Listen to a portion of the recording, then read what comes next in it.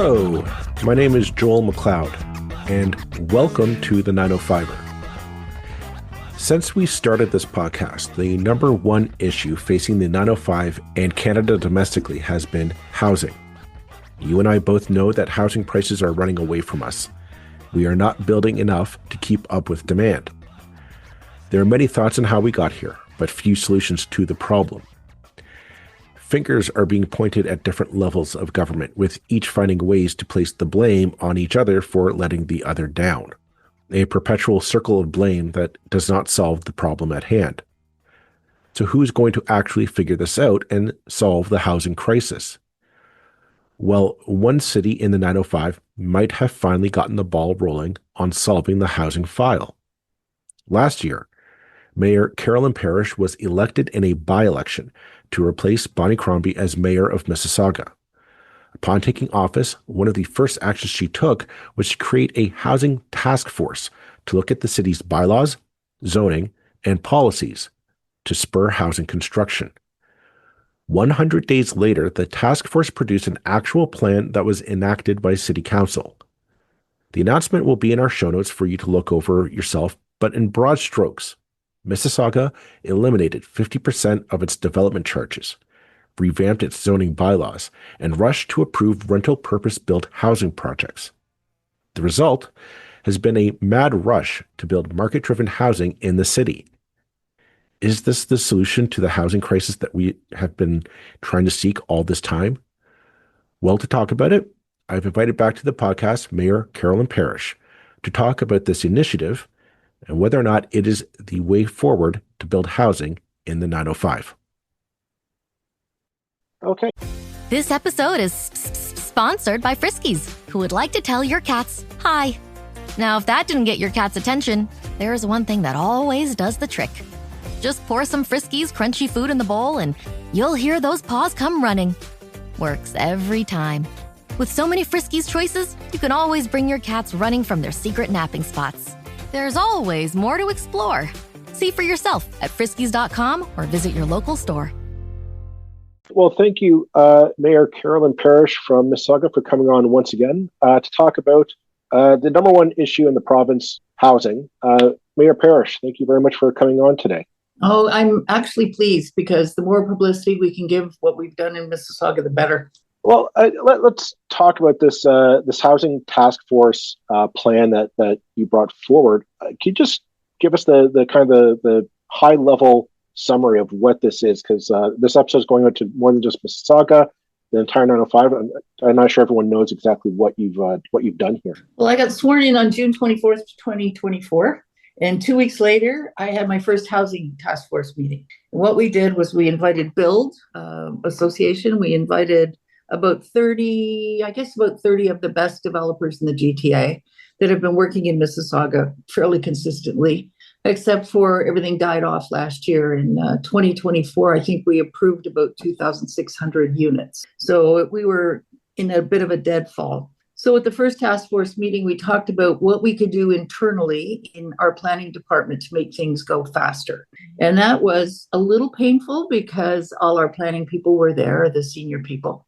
But it was a very good session. They talked about how we could speed things up because time is money. So we came up with a whole slew of things to do inside our building. That was about the end of the first meeting. And one of the key issues that came out of it was something that Mayor Del Duca's picked up, and it's called 3 strikes and you're in. And what happens is plans go in, they come back with 12 things that have to be fixed. They resubmit them, they come back with 26. They resubmit them and it keeps growing and it takes 8 months sometimes. So what we've told all the developers that if it's at a third submission, everything isn't cleared, book an appointment, bring in your planners with some big red pens, and we'll sit on the other side of the table with big red pens, and nobody leaves the room until they get it all straightened out. And so far, that's working really well. It's speeding up applications. You brought forward this plan within the first 100 days, though, of assembling the task force. And to be truthful, I mean, there are other municipalities around the 905 and around Ontario that are still trying to figure out what to do. I'm wondering what made your task force get this done within 100 days when there are other municipalities still trying to figure out step one. heavy duty motivation. We have a lot of people, our rents are going up. We don't have a lot of rental units. We needed more units built. You probably know in Mississauga, we're pretty much built out to our boundaries, but we have land up and down the LRT. We have patches all over the place that are owned, lots in the city center.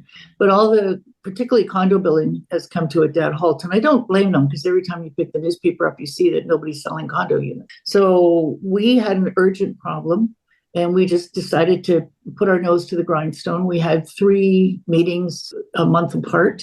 We came out with a report with all our recommendations.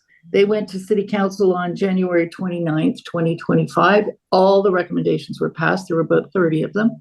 Nobody said no. So we were full steam ahead on that. But I think it's the urgency. Plus, I'm not getting any younger. That's a joke. I came into this, I've been in politics a long time. And you can sit back. Municipal's my favorite. I was an MP for 13 years. But you can sit back and you can see how fast you can get stuff done at this level if you're well motivated and well supported. And I have to say the staff was fantastic. They were with me every inch of the way, and council as well. So we just made it happen. The one thing about Mississauga is you don't have any undeveloped land to build on. Yeah, we do. We don't have any that's not owned by someone. Oh, okay. Any greenfield. But other municipalities in the 905, they have like a white belt that is undeveloped that they can build the idea is to accommodate some of their housing targets that the province has passed on for them. You do not have that luxury. I guess is my point. So how does this housing drive work? Because in theory, you'd have to have somebody either sell their property to a developer to then be sold, developed into a new property or whatever have you, or renovations, or just how do you meet this housing target when you can't just say, oh, there's a plot of land, let's just make that a new condo tower or a new apartment building, etc. All the land, all the vacant land in Mississauga in patches, like Lakeviews, very large, it's all owned by somebody. The problem wasn't a lack of land. The problem was the cost. 25% of every unit is all the regulatory stuff and the fees and everything that they have to go through. And the bank interests were high. The motivation was low. There's a glut on the market of condos, and most of these guys got used to building, and women got used to building condos. We have a couple of companies here that specialize in rental buildings, and it just got to be not lucrative or not even doable for them to build them unless we made some changes. So the first thing we did was we came in with a reduction in development fees by 50%. Now everybody says, are you crazy? Like, how can you give up, hundreds of millions of dollars? Well, if nobody's building, we're not getting any dollars. And when the commissioner came to me and he said, first thing we got to do is, and the group of developers were very pleased, is we've got to reduce the DCs 50%. And I had the same reaction. It's like, well, then what are we going to fix our roads with? And what are we going to do all this stuff with? And he said, well, you're not getting any money in right now. Last year, 2,600 units, round number. So I said, okay, let's do the numbers and see what we come up with. The other thing we suggested, and the developer suggested, was that you don't pay the DCs up front at your building permit. You pay it when you have an occupancy. So you don't have to go to the bank. You don't have to pay the high interest rates. You're not making money for the banks, who are the only guys that got through this last few years without any losses. And so we did that. And we need 3-bedroom units because we are a large immigrant city. We have a lot of families coming in and have multiple kids. So for the rental buildings, we said you pay no DCs on every 3-bedroom apartment. So these are the sorts of things we brought in that were like hard cash. And we stopped taking cash in lieu of parkland and said, if you've got space that you want to do a private park on your property, a little piece here, a little piece there, that's fine. So we cut all these fees, and everybody started to get very excited about the whole thing. But the next thing we had to do was we had to look at our zoning. We've got 70% of our city is residential. So we looked at the zoning, and we had 14 different zonings. And a lot of it's to keeping people out of your neighborhood. If you've got a single family neighborhood, you don't want duplexes, you don't want semis, you don't want townhouses. And we decided, yeah, that's what we want. So we took 14 zoning categories and we made it into 2, and very simple titles. One's large lot, one's small lot. We also brought in what we call gentle infill, and you can put a backyard unit in. You can take down an old house on a big lot and put two houses in there. So we've really expanded the zoning. You mentioned a lot there. I'm trying to just back up on the zoning front. So you're talking just two zonings in terms of just residential use. It's not like residential and commercial.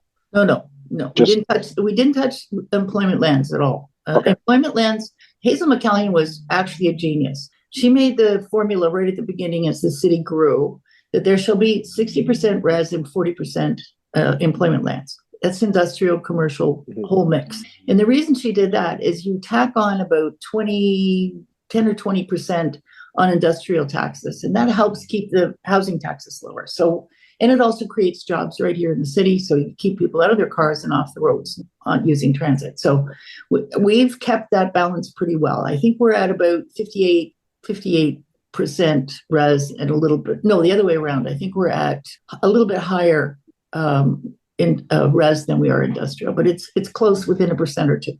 So we're not touching industrial lands. We're trying to preserve those and employment lands. So we concentrated on the residential, the 70% that are actually area of the ground that are residential. And we decided to get rid of all these fancy little cloistered communities. So that, let's say you move into, I shouldn't use the name Lauren Park, but let's use it because they've got a lot of good sized lots and nice houses. And if you want to move in there now, you can tear a house down and turn it into 2 houses, into a semi or whatever it'll take, or even a 4-plex in some areas. So we got rid of all those restrictions. We have no more restrictive zoning in Mississauga. What's been the feedback from people? Because typically when you have that number of residential zoning bylaws that are, no duplex, no over a certain height, et cetera, et cetera. If you're going to do away with that, I can picture you're going to upset a number of people because those were put in for a reason. What has been the feedback from people? Are you getting a lot of blowback from neighborhood associations, from everyday taxpayers? What are you hearing on the ground? Well, what you're hearing, especially when you're bringing in a 35-story high-rise building where a plaza used to be. It's actually our limit on plaza lots is 25 stories. We have a lot of those big sprawling malls here. And then you get the people that are bordering the area. First of all, their argument is there's some stores. And what we've tried to do with those is say, keep the stores in the base of the buildings and put res above it. But you always get people, and it's just human nature. If something weird is going to happen on your street or within your neighborhood, you don't want it to happen. You just want things to be the way they always were. Where you're starting to get some cooperation from people who normally would be resistant is people who are grandparents, because their grandkids are moving out of town. They can't get housing here at all. They can't even get rental housing. So they're moving out of town and away from Mississauga where they grew up, and they want to live there. So we're starting to get more cooperation that way. But I would say every single big change like that comes in, you get a huge pushback. I was at an AGM of a ratepayer group last week, and people were angry because we were putting in 3 apartment buildings on a big empty lot with a bit of a plaza. And they liked it the way it was. They didn't want it changed. But just going to have to say, I'm sorry, but we're doing it. And once it gets in there, some of these things, once they get in, people settle down or they move out. Well, I mean, I guess that's the thing is that my sense around the 905 in other communities is there's that fear of taxpayer uprising that, you say, okay, we're going to come in and start building high-rise units in a certain neighborhood. Well, it changes the character, it ruins the nature. I grew up here. You're ruining our city. But we're not putting high-rise in the middle of a residential area. What we're doing, we're locating our high-rise close to transit areas. Right.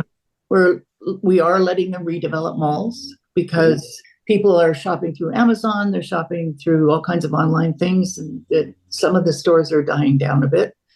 So you're not doing anything dramatic. You still have to go through a process where you can't put a high-rise building in the middle of a neighborhood of single-family houses. It's not going to happen. Right. So you're looking, that's an extreme. But yeah, people get concerned, even if it's 3 blocks from where they live, and suddenly they're used to having a plaza there, and then there's 25-story apartments going in. They're going to be upset.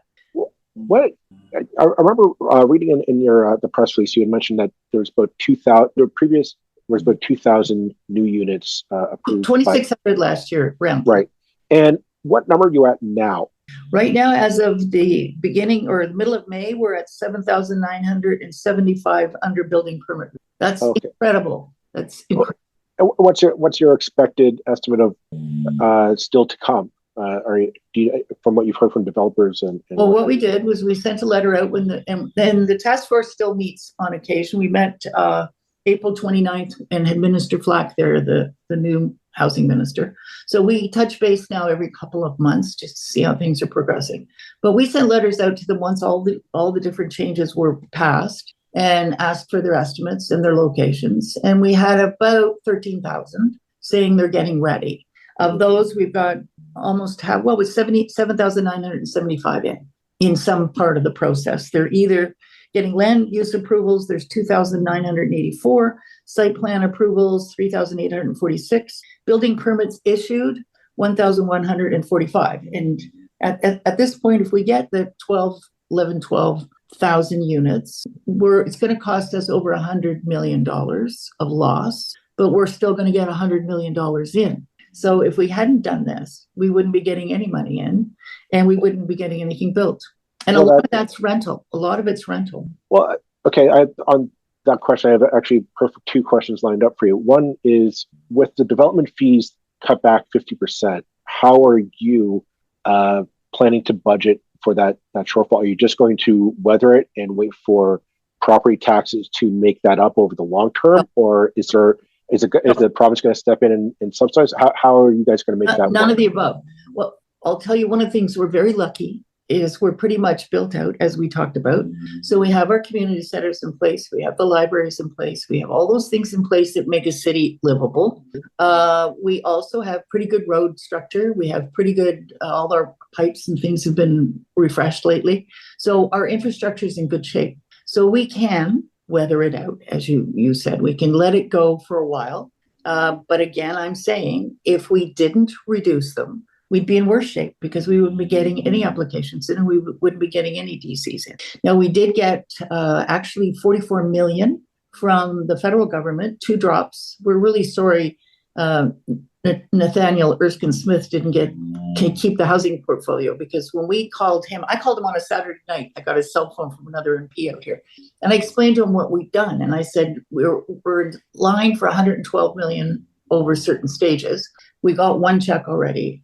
Is there any way you can speed up the second check? And he was out a week later and gave it to us, another 22 million. So we're getting money that way. People are talking that the province is going to do some subsidies as well. They're mostly putting their money into infrastructure, which doesn't help us. They're putting it into water, wastewater pipes so that you can expand places like Caledon and put subdivisions in. But that's okay. I mean, we're in really good shape. The city's in good shape and we can weather this storm. And if you hear snoring, that's my bulldog. She's right behind me. You didn't hear it? Good. Not so far, but make sure you give her a good scratch behind the ears for me.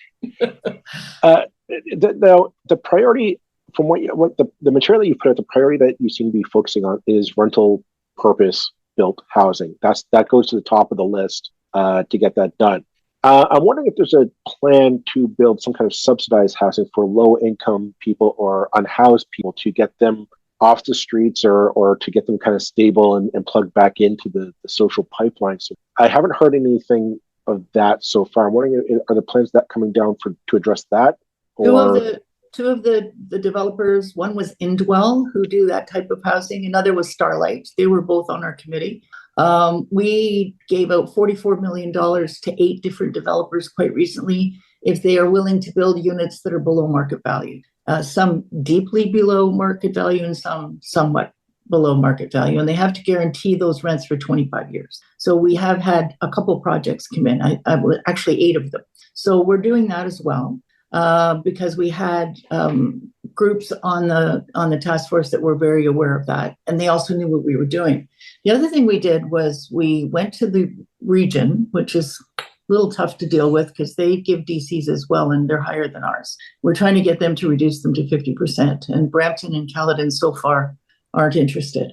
But what we did at the region was we brought in another class of taxation. So if it's a purpose-built rental building, they get 35% reduction in their property tax for 35 years. So we passed that. It comes in January 1st, 2026. And a lot of the rental guys are very excited about that because they'll get it as of that date, right through when they're building and many years after. So no, we're very concerned about both what we call a market rent and market housing, and we're very concerned about people who need the subsidized stuff. But there are no plans for like a Peel Regional Housing Corporation owning a unit or a facility or a building or anything of that they nature? already do. Peel Region owns a lot. We have Peel Housing, and they own quite a few units. They own townhouses, they own some high-rise buildings, but mostly multi-unit, lower-rise buildings. And they've got lots of plans to expand, but that's their responsibility. If they do, then we will treat them better even than we're treating everybody else when they put applications, as you saw in the recent bills that went through the province. Senior housing, for example, senior units have no DCs on them, and we honor that. We've been doing that for quite a while. How sustainable do you see this plan going?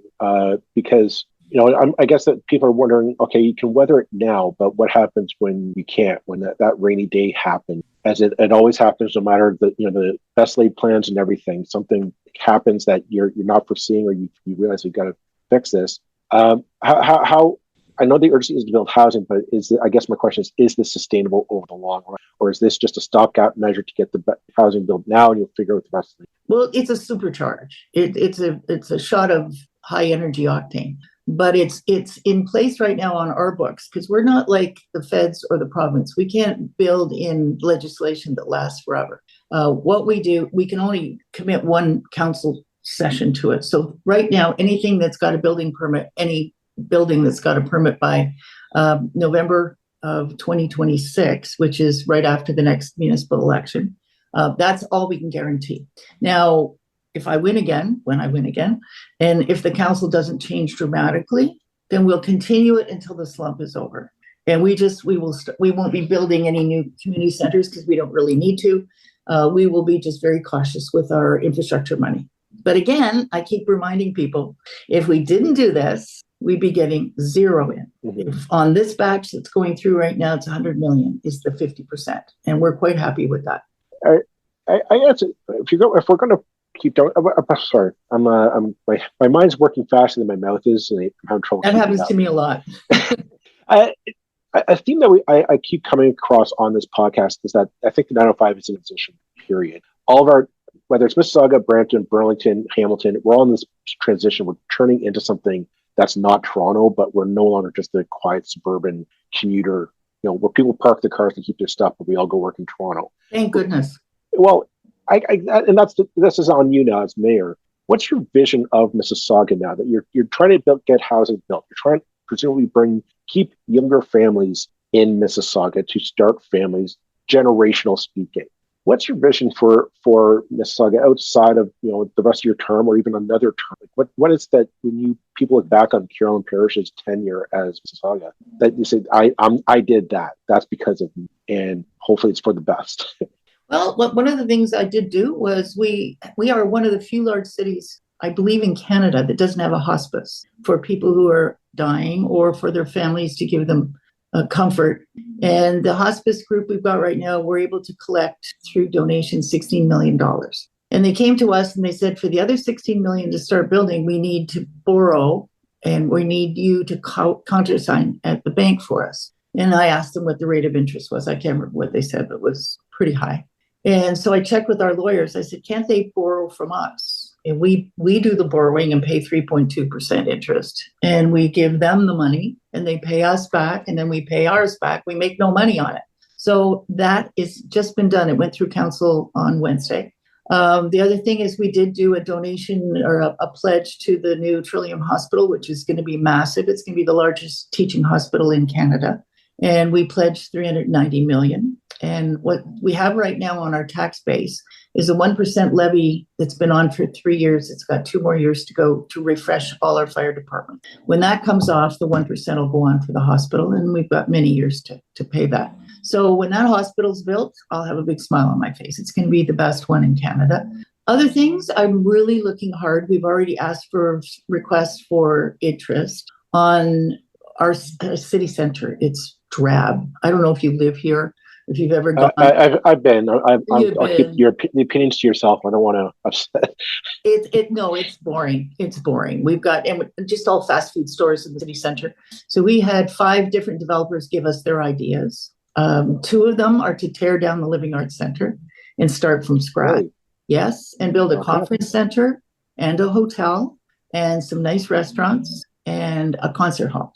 And we've got 6 acres in the middle of the city, but it was built in a crazy way. It's 35 years old.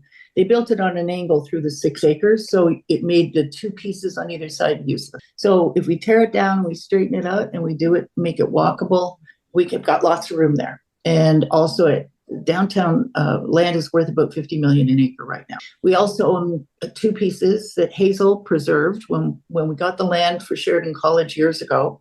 She bought extra land, so we've got a 3-acre piece and a 2-acre piece, and they're worth $50 million an acre. So we've got the money to transform the downtown. Should we get it through council and they all want to take the plunge and do it the way 2 of the developers proposed, which was tear the old thing down. It needs about 120 million in repairs. Right? So that's a big one for me because I really want us to have a downtown that's real for a good city.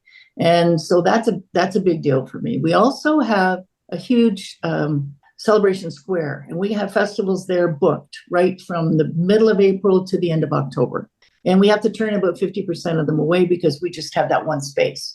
So we're now looking at a soccer stadium in the downtown on some of the land that MTO owns and is also owned by developers, and put an 8,500 seat soccer stadium in there. And then you can use the grounds because it won't be covered. And we can double all our festivals and just make the downtown more exciting. The one thing I found unique about Mississauga, but also a bit of its detriment, feel free to correct me if I'm wrong, but the way back when Mississauga was first created, the amalgamation, you had Streetsville, Port Credit, Cooksville, and kind of the town center. And they both maintain their unique flavor, their character, if you will. And that's part of the charm of Mississauga. Like Streetsville is this kind of quiet, quaint, old town feel. Port Credit is very nice and vibrant, and you have the downtown, etc.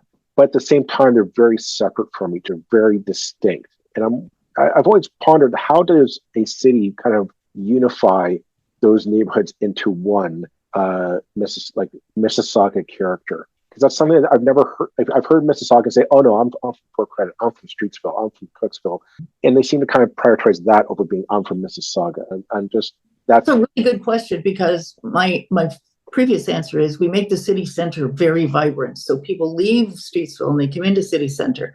I'm the one years ago, much against Hazel's better judgment, brought in fireworks for Canada Day, massive fireworks at the city center, and now it's morphed out. Streetsville has theirs, Port Credit has theirs.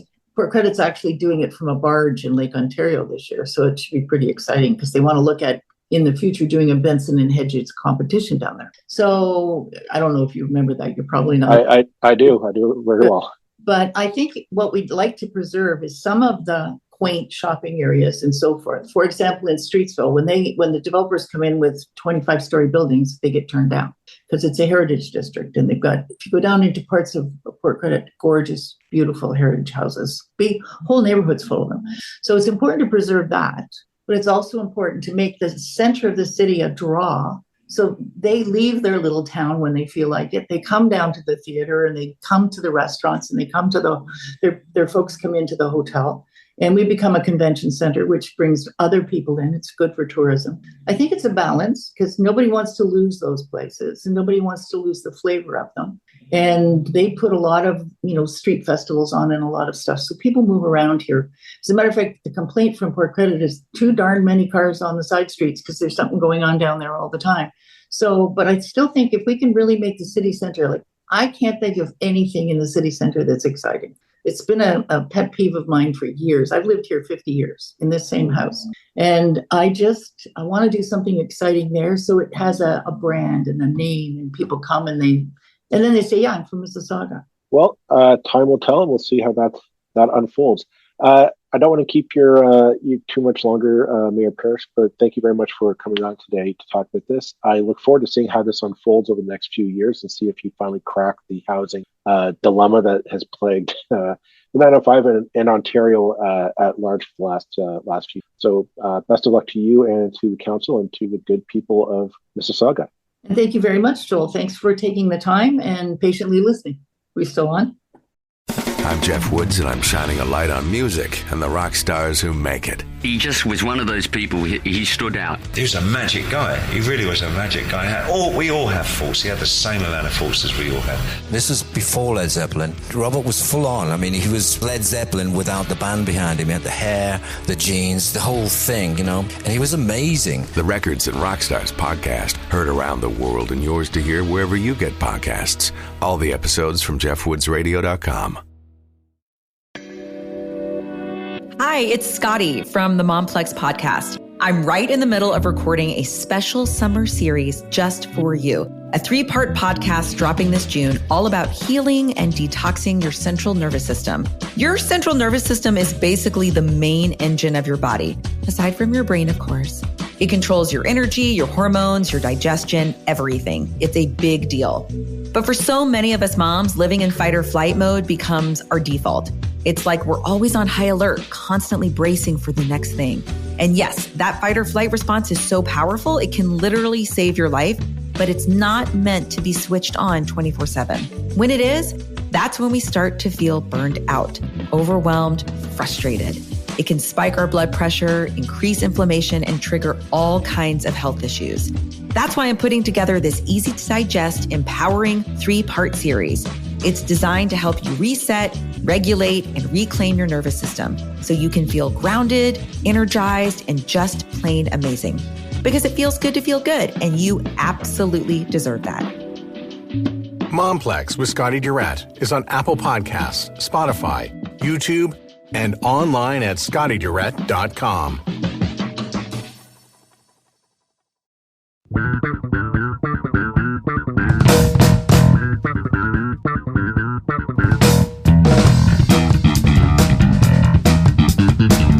That's it for this episode of the 905er. Thank you for listening. As always, you can send us your feedback, thoughts, and concerns or ideas for future episodes to our email, info@905er.ca. We love to hear from you. You can help us keep the 905er going by financially supporting us through Patreon as well as PayPal. Visit us at 905er.ca and click on the support tab. As well, links are in the show notes for your convenience. Lastly, you can find us on social media. Search for _905er on Facebook, Twitter, Instagram, and LinkedIn. So long for now. See you next time.